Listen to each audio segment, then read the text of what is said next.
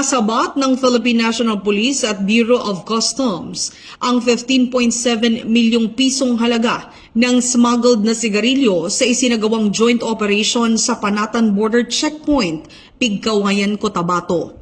Nahuli ang dalawang Fuso trucks na kargado ng 20,000 reams ng Fort at Berlin cigarettes. 6 na sospek na kinilalang sina alias Carl, Joy, Mike, Rods, Antoy at Roy ang naaresto at kasalukuyang nasa kustodiya ng PNP. Ayon sa PNP, bahagi ito ng pinaigting nilang kampanya kontra smuggling, lalo na sa mga lugar na madalas gawing ruta ng illegal trade.